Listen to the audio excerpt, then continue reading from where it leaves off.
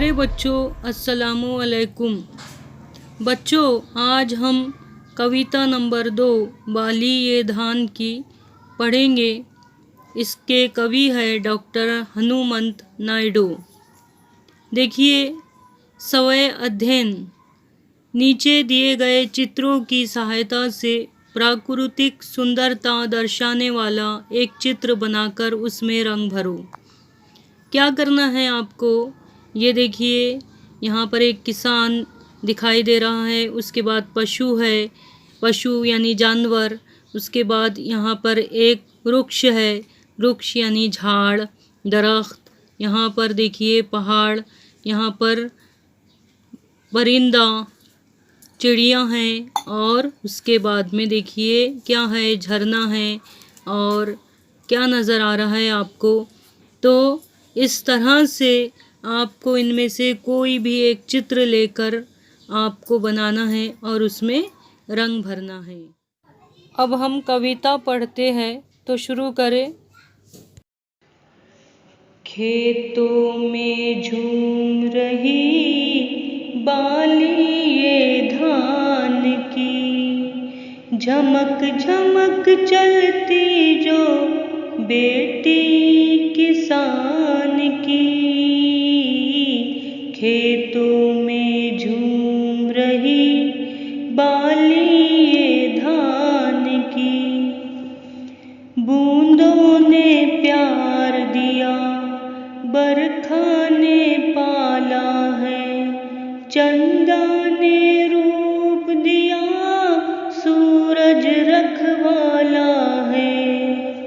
छाया है मंडप सी नीले वितान की, खेतों में झूम रही बाली ये धान की।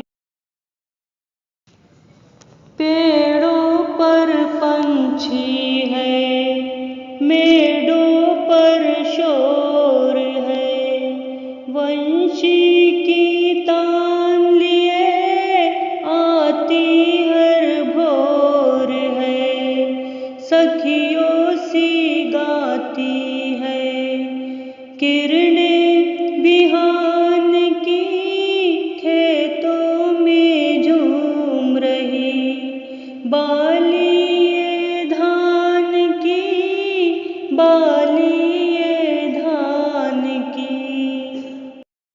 शर्म का ये मोती है, मेहनत की जीत है, फसलों के आंचल से झरता ये गीत है, मेहनत ही पूंजी है जग में इंसान की। खेतों में झूम रही बाली ये धान की, बाली ये धान की, बाली ये धान की। तो बच्चों, अब हम इसकी एक्सरसाइज यानी मश्क हल करते हैं, तो चले फिर शुरू करें। अब देखिए बच्चों, नए शब्द। वितान यानी विस्तार, आकाश। मेंढ, खेत के चारों ओर मिट्टी का बनाया हुआ घेरा। वंशी यानी बांसुरी। तान यानी सुर। भोर यानी प्राप्त काल। आंचल यानी साड़ी का पल्लो। बच्चों, अब हम इन्हीं शब्दों को उर्दू में समझते हैं। वितान यानी आसमान, वुसत। मेंढ यानी खेत के चारों तरफ मिट्टी का बनाया हुआ घेरा। वंशी यानी बांसुरी। तान यानी सुर। भोर यानी सुबह सवेरे, सुबह के वक्त। आंचल यानी साड़ी का पल्लो। दिए गए शब्दों के लय युक्त शब्द लिखो। यहाँ लिखा है भाषा की ओर। अब यहाँ देखो सेंटर में क्या है, जीत, उसके नीचे आया है गीत। तो इसी तरह से आपको बनाना है बाली, उसके नीचे क्या आएगा, यहाँ है बरखा, यहाँ है जग, और यहाँ है धान। तो अब देखिए आपके लय युक्त शब्द क्या बनेगा। सोचिए। देखिए लय युक्त शब्द हमने बनाए हैं, जैसे बाली तो उसका होगा ताली, बरखा तो उसके नीचे आएगा चरखा, जीत जीत का होगा गीत, धान धान का होगा तान और जग का होगा रग। तो इस तरह से आएंगे। बच्चों, कृषि के आधुनिक उपकरणों की जानकारी प्राप्त करो और लिखो। कहा है कृषि बोले तो खेत, और खेत में जो जदीद तर्ज के उपकरण इस्तेमाल किए जा रहे हैं, साहित्य इस्तेमाल किया जा रहे हैं, उनकी मालूमात हम हासिल करेंगे। ये देखिए यहाँ दो मशीनें आपको नज़र आ रही है। पहली जो है वो ट्रैक्टर माउंटेड स्क्रैपर है, जिससे फसल काटी जाती है, और दूसरी जो है वो मल्टी पम्प्स हैंड कंप्रेशन, यानी इससे खेतों को फवारा मारा जाता है, स्प्रे किया जाता है।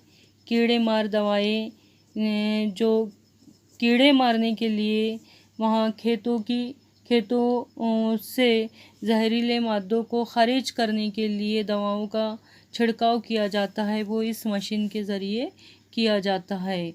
तो इस तरह से पहली जो है वो ट्रैक्टर माउंटेड स्क्रैपर है, जिससे फसल काटी जाती है। दूसरी है मल्टी पम्प्स हैंड कंप्रेशन। तीसरी मशीन ट्रैक्टर माउंटेड रोटावेटर, इससे ज़मीन की सफाई की जाती है, ज़मीन वखरने का काम किया जाता है। उसके बाजू में नैपसैक स्प्रेयर हैंडसन मेक, फसल पर स्प्रे करने के लिए इसको काम में लिया जाता है। ये भी मॉडर्न तर्ज की यानी जदीद तर्ज की मशीन है। सुपर डिलक्स हेराम्बो थ्रेशर, पैडी थ्रेशर, ये जो दोनों मशीनें हैं इससे अनाज निकाला जाता है। गेहूँ, सोयाबीन, जवार, बाजरा, अरहर, धनिया, अलसी, चना, मसूर, कलौंजी वगैरह इससे निकाला जाता है, और भी बहुत कुछ निकाला जाता है। इसके अलावा जो ये माइल थ्रेशर है, इससे भी मिक्स अनाज निकाला जाता है। तो इस तरह से हमने आधुनिक उपकरणों की जानकारी यहाँ पर हासिल की है, और आपको भी अच्छी तरह से समझ में आ गया होगा। कृषि के आधुनिक उपकरणों की जानकारी प्राप्त करो और लिखो। तो आपने जानकारी प्राप्त कर ली है। अब आपको अपनी नोटबुक में कृषि के उपकरणों की मालूमात और उसके काम के बारे में लिखना है। अब यहाँ लिखा है, सुनो तो ज़रा त्यौहार संबंधी कोई एक गीत सुनो और दोहराओ। तो जो भी आपको गीत याद हो उसे आप गाइए। उसके बाजू देखिए, बताओ तो सही शालेय स्वच्छता अभियान में तुम्हारा सहयोग बताओ, यानी स्कूल की सफाई में आपने कहाँ तक हिस्सा लिया, कैसे लिया और कौन कौन से कामों में लिया। तो इसके बारे में एक सूची तैयार करो, यानी अपनी बुक में उसके मुतालिक लिखो। अब यहाँ देखिए, रिक्त स्थानों की पूर्ति करो। बूंदों ने क्या आएगा, प्यार दिया। नीले नीचे नीले वितान की, पेड़ों पर पंछी है, झरता ये गीत है। तो इस तरह से खाली जगह में आएगा। देखिए, सदैव ध्यान में रखो, प्लास्टिक, थर्माकोल आदि प्रदूषण बढ़ाने वाले घटकों का उपयोग हानिकारक है, यानी प्लास्टिक और थर्माकोल का इस्तेमाल करना नुकसानदेह है। इससे बचिए और लोगों को भी बचाइए। आपको एक दायरा नज़र आ रहा है और आजू बाजू उसके डिज़ाइन है, और उसमें कुछ लिखा है जो हमारी समझ में नहीं आ रहा कि हम इसे कैसे पढ़ें। तो यहाँ पर आप दर्पण का इस्तेमाल कीजिए, शीशे का, आईने का इस्तेमाल कीजिए। अच्छी तरह समझ में आ जाएगा कि उसमें क्या लिखा है और आप पढ़ सकोगे। वीडियो आपको पसंद आए तो प्लीज़ लाइक कीजिए, शेयर कीजिए और सब्सक्राइब कीजिए। तो मिलते हैं अगली वीडियो में। Thanks for watching this video.